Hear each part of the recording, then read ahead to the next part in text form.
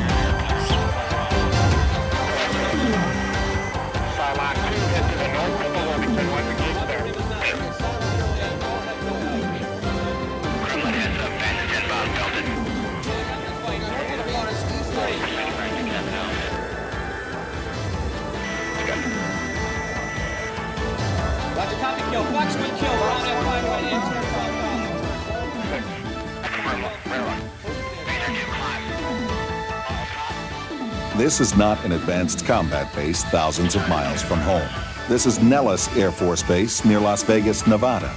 And the battle you just witnessed wasn't real. But the lessons learned in that battle will not soon be forgotten by the young pilots who went through it. Because this is air combat training, as realistic as human ingenuity and advanced technology can make it. This is Red Flag.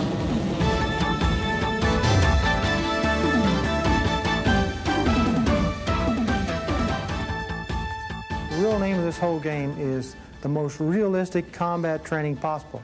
We often refer to it as the scrimmage before the game.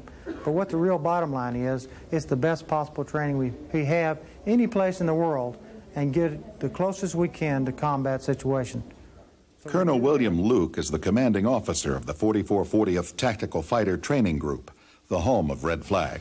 Here, every day, more than 100 of the world's most advanced aircraft launch skyward to tangle in a high-speed air battle. A good percent of our missions are flown with live bombs.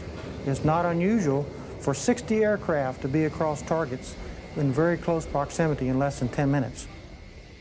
Colonel Doug Melson, second in command at Red Flag, remembers coming here as a new player. The first several Red Flag sorties that I flew, I was flying in the F15 here TDY from Europe, and it had been many years since I'd been involved in a true combat situation, but I couldn't help but walk away from those initial sorties saying, I've been here before, and this is really as close to combat as I think I want to get without actually being in it.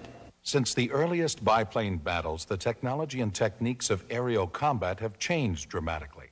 But one fact has remained surprisingly constant. In every era, the pilot who survives his first few combat missions is very likely to survive the rest. In the early stages, they're wrapped up in the conduct of the mission just as they have been in the past in their home units. Just getting from point A to point B and getting their bomb on target on time, they're pretty much maxed out with that. And the throwing in or the addition of ground and air-to-air threats, generally they can't do both because their time efficiency hasn't been developed to the point where they can do both well enough to keep them alive throughout the entire mission. American pilots have always trained to improve their flying and gunnery skills, but in Vietnam they suffered a rude awakening. Despite their advanced training and equipment, they achieved a far lower kill ratio than in previous wars. Colonel Jim Evans is the deputy commander for adversary tactics at Red Flag. Air Force did a study that took us all the way back to World War I, and we kind of used the kill ratio as a measure of merit. So in World War I, the American pilots had an air-to-air kill ratio of 2.5 to 1. That's 2.5 enemy knockdown for each one of us that were lost. In World War II, 3 to 1. In Korea, 10 to 1. And in Vietnam, 2 to 1. And at the middle of that war, that conflict, it was probably closer to 1 to 1. And as Vietnam... What went wrong in Vietnam? They employed their aircraft. They didn't have many of them, and so they husbanded them very smartly, and they employed them very smart. They very seldom would allow themselves to get drawn into a situation where they were at a disadvantage. They just would not engage if they were at a disadvantage. The major threats we faced then was the SA-2 guideline missile and the AAA, the radar-guided guns, and again, mainly because of their density and their ability, very limited numbers of targets that we had. Their targets were clustered very close together, so it was relatively easily defended, and they mounted a tremendous density ratio of guns there. But post-Vietnam studies also pointed to deficiencies in U.S. pilot training. Colonel Luke. I went in 1968 to Southeast Asia as a young lieutenant. I'd finished pilot training, went to training in the F4, and immediately went right to Southeast Asia. When we were training air to air, we always fought against each other. And we very seldom talked about anything except the capabilities of how to fight or how to train F4s against F4s or that kind of capability. In the aftermath of Vietnam, the Air Force laid out 3 clear goals for improved combat training. The first goal was to provide realistic combat scenarios, incorporating a full range of hostile threats on thousands of square miles of ranges in the American West. The second goal was to create a simulated hostile fleet of dissimilar aircraft with broad variations in performance, not unlike the mix that pilots might face in wartime. The third goal was to create a special aggressor force of instructor pilots schooled in the doctrine and tactics of the most likely enemy forces. Many of these pilots were only 10 years old when Americans last experienced large-scale air combat, and their potential enemies have more and better aircraft than ever before, increasingly sophisticated air defenses, and improved tactical doctrine. Red Flag is designed to improve the chances for these pilots in the event they have to go to war. And almost use an analogy of a football game in that most all football coaches take their second team and run the adversary's plays against their first team. We do the same. The playing field for Red Flag spreads over more than 12,000 square miles of southwestern desert, but the real action is concentrated in an area roughly half the size of the state of New Jersey. Lieutenant Colonel Martin Bonin is one of the people in charge of the range. The 1,400 targets out there, we have simulated a typical battle scene with a forward edge of the battle area. We have a simulated tank column breaking through. Behind that, we've got resupply columns. And in the very rear area of our bombing range, we have simulated strategic targets, airfields, resupply depots, and things like that. Even more important, there are radars that match the performance and electronic signature of enemy radars, threat simulators that lock onto unwary aircraft, guiding guns that do everything but fire real shells, and simulated surface-to-air missiles that let the pilot know his aircraft has been shot down. Red Flag exercises are conducted 5 times a year at Nellis, as selected units are flown in from their home bases. For this Red Flag exercise, more than 300 aircraft have flown into Nellis. McDonnell Douglas F-15 Eagles from Holloman Air Force Base, New Mexico. General Dynamics F-111s from Laken Heath, England. Dassault Mirages and Dassault BA Jaguars from France and Africa. First Lieutenant John Bratton has come from England, where his F-111 squadron is stationed. There's a lot of excitement in being told you're coming to Red Flag. It means a lot of hard work to be prepared for it, but boy, once you get here, you really find out it's worth it. You a lot of academics, which basically you have to study on your own time, and then the flying training, you get an increased sortie allotment, which you're going to be flying more missions right before you go to Red Flag to get your skills fine-tuned. Red Flag involves far more than just combat air crews. All the operational personnel, ground crews, and equipment of each unit are also brought to the exercise. To prepare and come to Red Flag, it involves a lot of time and man hours on a lot of individuals' parts to figure out how many parts we're going to have to bring and how many airplanes, how many pilots, how many maintenance people, how we're going to get them there, you know, how many 141s it's going to take to airlift us here. And they bring the 141s to Holloman and load us all up, load the pallets on, airlift us here. We get off, we unload our pallets and set up shop in a hangar, just like this one. Then the jets come in, we recover them, and get them prepped for the next day's flying, so they can go out and fight. In addition, all the support aircraft that would be associated with real combat are involved. For example, Boeing KC-135 tankers from Strategic Air Command, Lockheed C-130 and C-131 cargo transports from Trenton Royal Canadian Air Force Base, and Boeing AWACS. From tankers for in-flight refueling to sophisticated electronic warfare aircraft, nothing is left out. Air crews from Allied Air Forces are also part of Red Flag, adding valuable experience with Allied doctrine and with other types of aircraft that aren't in the U.S. inventory. Captain Jean-Luc Crochard of the French Tactical Air Force. We are doing the same job, that's flying aircraft, and we also have the same aim. But what's interesting in meeting those guys is to see the difference of the preparation, the difference of work, and also see the difference in the aircraft. Taken together, the units brought in for Red Flag training are known as the Blue Forces, more than 100 aircraft working together for the first time. For the 2 weeks of their Red Flag exercise, they'll be flying against more than 100 aggressor aircraft, the Red Forces. The sheer numbers of high-performance aircraft simulating warfare in a limited airspace makes flight safety a major concern. I'm sitting in the Range Operations Center, codenamed Blackjack. In here, we primarily work on flight safety on the ranges. The ranges are divided into many areas, and we try to deconflict all the flights in there, ensure that one flight isn't flying in while another flight is working, for instance. Here's a typical view of the range information system as we see it on a daily basis. As you can see, we have outlined the entire range complex, all the different parts of that complex, as well as some other items. For instance, in the upper right-hand corner, we have an air refueling track displayed. You can see the white borders of Nevada, Utah, and Arizona displayed, as well as California. We have aircraft coded in different colors.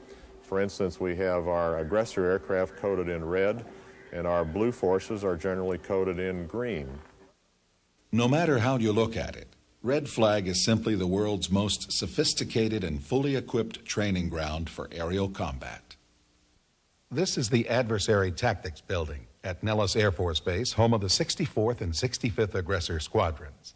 From the outside, it looks a lot like any other U.S. Air Force building, but the interior decor has a distinctly different style.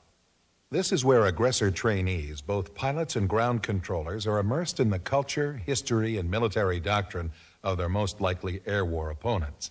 The objective is to create a special force, thoroughly indoctrinated and retrained, who will instinctively react to air combat situations, just as enemy pilots would. The deputy commander of the aggressor forces is Colonel Jim Evans. What we do, our mission is to emulate Soviet fighter pilots, to train our pilots against Soviet tactics, to make sure they're prepared should they get in any engagement with Soviets or people trained by Soviet pilots. We study the Soviet aircraft and the Soviet equipment, and we send our pilots regularly to our top intelligence agencies to interface one-on-one with the people that are the best experts in the Soviet aircraft and the Soviet equipment. Then we take our pilots and study how Soviets fly that equipment, those airplanes, the tactics that they fly, and the formations that they fly. And Russian tactics are based upon deception, deceiving maneuvers, flanking maneuvers, and decoy. And the object is to get the American pilot to look at a decoy, follow the decoy when the real threat is off to the side, coming in from low or high, or out of the proverbial high out of the sun. Members of the aggressor squadrons are among the Air Force's most experienced pilots. For admission to aggressor program, regulations require that they have a minimum of 500 hours of fighter time, equal to 3 or 4 years of experience. But aggressor duty is so desirable to skilled instructor pilots that the average level of experience is almost 3 times as high, from 1,200 to 1,500 hours of fighter time. While many of the units that come to train at Red Flag fly more modern F15s and F16s, the aggressor squadrons fly the older and smaller F5, painted to resemble Soviet aircraft. If the intention is to give realistic combat training, why such a disparity in equipment? The F5 is very, very close in both size and performance to the MiG-21. In performance, they're almost exact. There are some limitations as far as ordnance, and there's some differences in the radar capabilities. They're both extremely limited radars, internal radars. The range is somewhat less in the MiG-21, but for all intents and purposes, the F5 is an extremely good MiG-21 simulator. Because of their experience and their skill, even though they're flying a second-generation airplane, compared to F5 compared to an F16 or F15 is really looking at the airframes themselves is no contest. But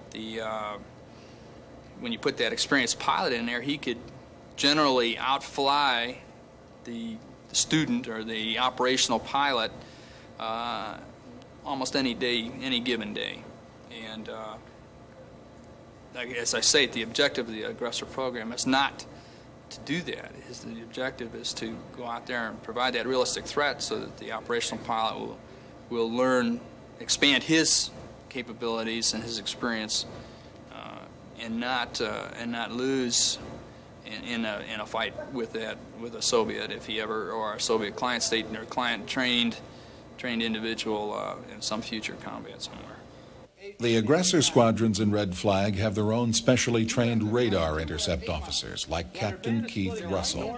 The Soviets rely very heavily on ground controllers. The aircraft that they have are obviously not as technologically advanced as we have, and they are very tied to their ground controller. Their ground controllers simulate, or their ground controllers rather, execute all their tactics, perform all their tactics, while their air crews simply fly the vectors that they're given all the way up to the merge until the visual fight. The job that a GCI controller has in the Air Force, and my specific job, is to get airplanes together, specifically very small airplanes to get together in a visual arena to where they see each other so that they can fight. It is a whole lot easier to keep airplanes apart than it is to get them together, especially smaller airplanes versus big airplanes. The resident aggressor units are frequently augmented by units from the Navy, Marine Corps, and Air Force, flying under the aggressor command. In this particular Red Flag exercise, some F-15 units will be assigned to the Red Forces to give them an additional high-performance capability. But the air threat of the aggressor forces is only half the problem for the Blue Force pilots that have to run the Red Flag gauntlet. Just as in Vietnam, the Red Flag range is heavily seeded with ground-to-air threats, complete with radar signatures that alert a Blue Force pilot to the specific type of threat that has locked onto his aircraft. Each threat requires a different set of reactions, ranging from electronic countermeasures to evasive maneuvers. Blue Force pilots are constantly tested and forced to be alert to threats from all directions. Captain Jim Staples is now chief of the Red Force's Airborne Defense Section, but he used to be a member of a B-52 crew that took part in Red Flag. We'd be whipping through the hills and dales at 250 feet off the ground at a good 370 knots indicated, and get the bombs on the target without a problem in the world. Depart the range, come home, debrief at Nellis, and find out we were dead. We look at they show a tape of us with the crosshairs just on us the entire way. And it is very grim and really hits to home when you think you've done a super job and find out you were dead miles before the target. Coordinating all the elements of Red Flag requires the same level of planning as real warfare. Battle scenarios are developed by the operations staff of Red Flag, headed by Lieutenant Colonel Ken Schweitzer. The battle management staff and the air tasking order, the fragmentary order as we call it, starts about 3 days prior to execution. We distribute that out to all of the players because some of the players are off station or they don't fly directly off of Nellis Air Force Base. To get the most from each mission, Red Flag uses an additional unique feature. Each of the key aircraft participating in Red Flag carries an Airborne Instrumentation Subsystem, or AIS. The size of a Sidewinder missile, the AIS transmits a constant stream of data on aircraft position, velocity, acceleration, and altitude. This information is captured by a number of range sensors and is fed to a sophisticated central computer system specially developed for Red Flag. The entire system has been designed and implemented by the Cubic Corporation. And while it is a technical tour de force, it also serves a very important training function. In other exercises, kills may be recorded by observers taking notes, and a pilot can always argue with the referee. But in Red Flag, there is no room for argument. The computer records every move, every simulated missile launch, and accurately assesses the results. Victims are told immediately and are temporarily disabled before returning to battle. And in the extensive debriefing sessions that follow each mission, every move is replayed in excruciating detail. When you come in from a mission, you only see the mission through your eyes. You see everything how it happened to you, and you don't get the big picture normally. But when you get back here and you get to look at the screen with and see how everybody else saw it and how that F-15 saw it and how that SAM operator saw it, you really get an understanding of what really happened out there. And how does it feel to see yourself die, if only on videotape? You don't feel good, that's for sure, because you're out there flying as low as you can stand it, and in the F model you're flying as fast as you can really stand it. And when you get back, you know, you've been chaffing and flaring your butt off, and you just think you've done the best job possible. In fact, nobody could do it any better than you did. You're totally exhausted from all the jinking and jiving, and then to see yourself on the screen of a SAM. But no matter what happened today, at Red Flag, unlike in real war, you have a chance to do better tomorrow. Captain John Sutter is an F-15 pilot with the 49th Tactical Fighter Wing based at Holloman Air Force Base, New Mexico. His wingman is Lieutenant John Marshall, known as Tank. For Marshall, this will be his first Red Flag. Sutter has been here before. For me, shoot, ever since I learned anything about the Air Force, I always heard go and be a fighter pilot and go to Red Flag and learn how to fight in wars and things. So for me, it's always been exciting. I've been to a couple of them now. And as far as the preparation and all, basically you're trying to hone all your skills, get together as an element, and hone good element skills between you and your paired element member, and get excited about coming and doing the whole thing, and that's real easy to do.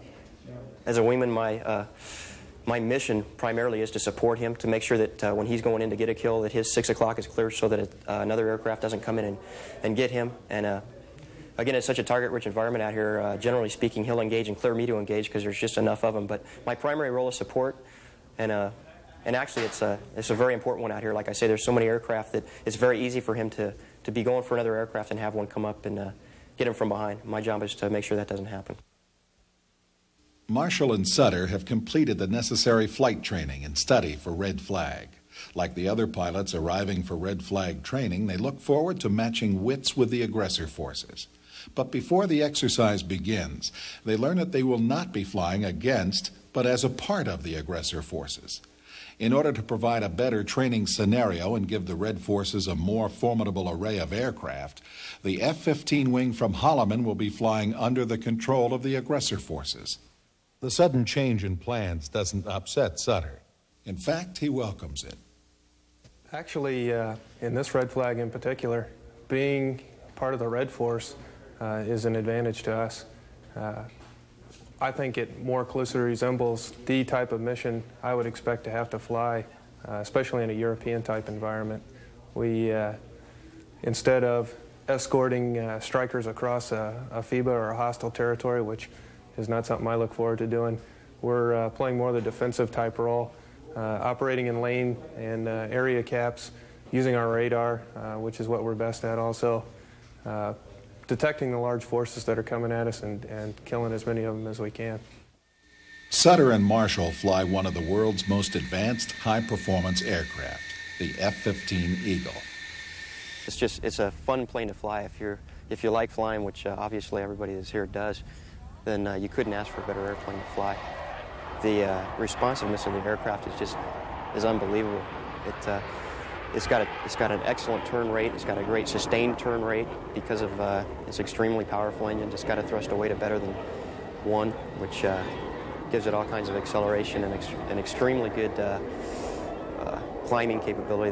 We would prefer to come in high. It gives us an energy advantage, and again, the F-15 performs better up high, but the overall objective to complete the intercept is to use your potential energy, come in from high, and get your Mach up to complete the intercept, although not absolutely necessary. In aerial combat, speed and maneuverability are of the essence. Captain Henchy. As I try to turn the airplane, pull back on the stick, and make a sharp corner with the airplane, and change my direction rapidly, or stay in a turning fight, then the harder I turn, the more G's the airplane pulls. The F-15, when I flew, what's going to happen is you pull a lot of G's, is the blood that is in your head and upper torso is going to go to your feet. And inconveniently enough, the first thing that you lose when your blood starts going to your feet is you can't see anymore, which makes fighting difficult. So you'll take a short breath, hold it, wait 3 seconds, 3-4 seconds, take another short breath. So you really are grunting a lot and turning pretty hard. Hopefully, if you turn right, you get offensive and you can kill the guy with a quick kill. So you have to, you can stop doing that. But it gets pretty aggressive. In the morning, Captain Sutter and Lieutenant Marshall pre-flight their aircraft before the mission. Pre-flight aircraft, this is the gun. Marshall checks to ensure that the aircraft's weapons are not loaded and performs a visual inspection of the major systems.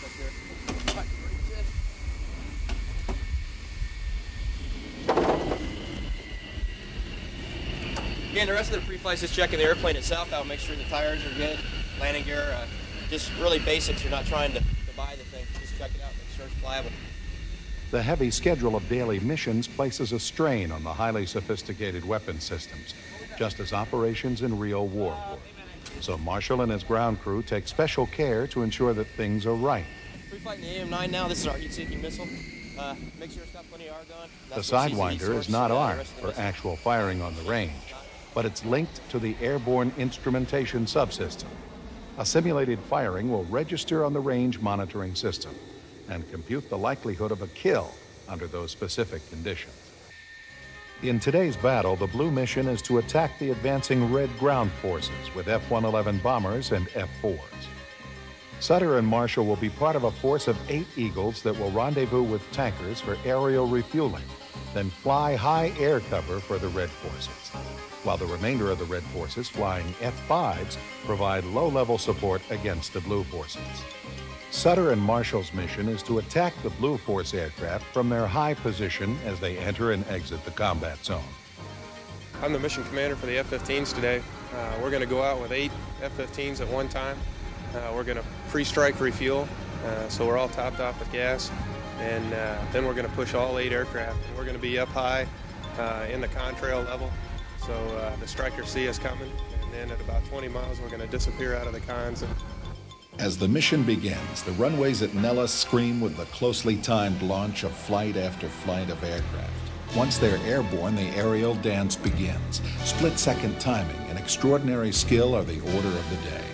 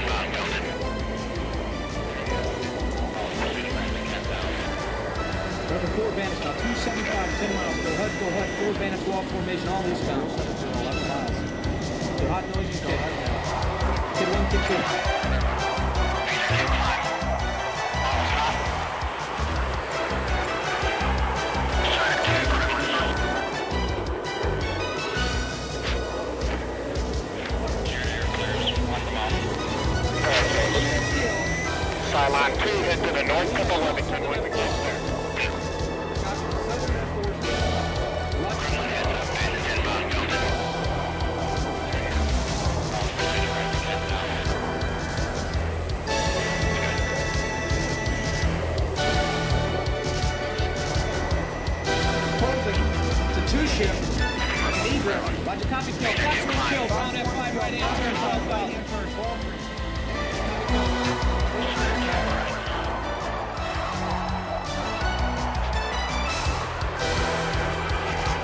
That's over belted. Copy over belted.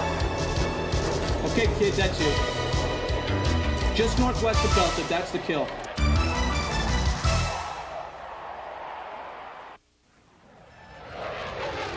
In only an hour, the mission is over. Winners and losers alike return to assess the day, working with detailed computer recreations of the mission's events. For Sutter and Marshall, the day was fruitful. After the Blue Forces completed their bombing run and began their return to base, the Holloman F-15s descended from high cover. In the ensuing fast-paced battles, they engaged and claimed to have shot down several F-111s and F4s. But the actual results become crystal clear as they watch the computer recreation of the day's action. Okay, what I'm seeing here is I'm painting this 3-ship and I lock up what I think is 20 of the F-111s here.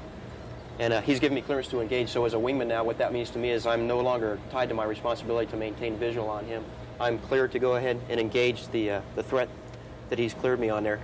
And again, like I say, I think I've got contact on 20 here, as it turns out, and I round the corner, that's true. Round the corner, I shoot 20 with just a bore sight heat missile, and then I pull off and I shoot 19 with a bore sight heat missile. I really never see 21, and at this time, the comm is starting to bother me a little bit. I don't see him. I hear him talking about engaging, and so I come off. I think it'll show I'll come off to the right here initially. That was good, because you went for him very aggressively there, and when I got the contact on the trailers, you came off good. Yeah. And like you said, we're looking real good. We're right together, but then well, Bambi makes a bad call. Hey, your leader's heading west. Basically, one of the other elements of F-15s, the flight lead gave me a call. There was an F-15 in the flats heading west, and I took that to mean that was him. I saw that aircraft and started to go for him. Luckily, somebody still had a visual on me, called me back to North Worthington, which basically was a 180 turn for me. I heard him engage in F4s out there, and at that point, I had a good idea what was going on. I got a radar contact on him, and we had mutual support via my contact with him at that point. Okay. I'm attacking the F-111s now. They popped over the tip of Quinn Peak there, and so they highlighted themselves pretty well above the mountains. Now you're coming back. We're back together, and right here is where I say, okay, I'm passing right underneath your nose. Check right. You still don't see me, and coming up here is where Bambi. And this is a good illustration of the picture I see. I look off the left of my cockpit. I see 2 eagles, and I hear somebody telling me, "Hey, there's eagles out in the flat." Evidently, I only see one, and I'm thinking, great, there's my flight lead. And in fact, you can see her right back here. But the call you make shortly thereafter gives me the clue, and I know what's going on. Well, right here, I say, I'm looking back between the tails at you going with Bambi, and I say, snap 180 left and head for the north end of Worthington. Again, 27 and 28 there. If we look at the vertical depiction, they're well above the clouds. Right. They're not a factor at all. Biggest lesson learned in the whole world, you know, they say 20/20 vision in the hindsight. Here's our hindsight on a graphic display in front of us. And so this is probably the best debriefing tool you could ever have, especially when you've got 80 airplanes running around out there. The debrief is, I would say you almost get more learning in the debrief than you get in the flight. Because when you go on the flight, if it works great, fine. Even if it doesn't work great, you might not know it. You might not see the guy that has shot you down. So, for instance, after the red flag, we will get together as a group, our own red forces, and go through what happened so we all know what happened. Then we will get together in the package debriefs, where the players for each mini portion of the war debrief what they saw and do some hand waving. And then we will play the RFMDS, see what happened, and do a bunch more hand waving. And what did you see? Why not? What could have happened differently? And then, of course, we'll have the full debrief with the whole package, all the blue, all the red, and get up and talk about the lessons. For the combat pilot in modern air war, the key to survival is a total awareness of all that's going on around him. It's unbelievable when you're ingressing towards a target, and just at the worst time of the mission is when the F-15 rolls in on you, or you get a or you get a SAM launch on you, and while you're evading the 15 or you're countering the SAM launch, at the same time you have to be thinking, am I going to make it to my target on time? Can I head towards the mountains to decrease the threat, or should I stay in the lowlands and proceed right to the target to make my TOT block? Because that's what it's all about, getting the bombs on target on time. So you really have to be thinking well ahead of the jet. By the time they go through a training program, their own, and with our aid, and with Red Flag, we see that they take more of the overall air battle, so they're aware of aircraft that are 5 to 6 miles outside of the battle that will become a threat in 33 seconds, and they have 30 seconds to achieve a kill and then separate before those other hostile bandits enter the fight.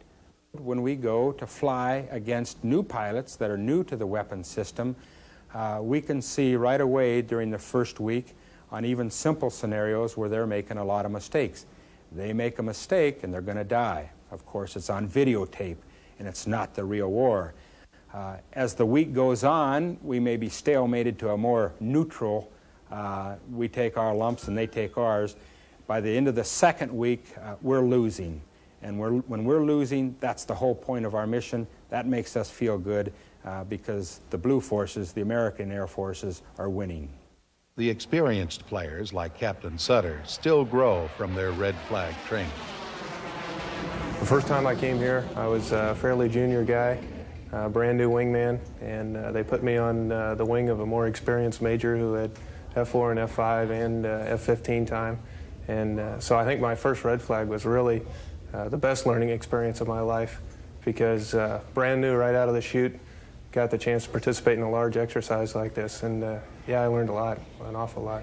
The F-15's a machine where the pilot and just working the weapon system on it and getting to do it that fast pace, just one target after another come off, another contact 10 miles, trying to engage it and be effective in targeting that person coming off and targeting the next entity.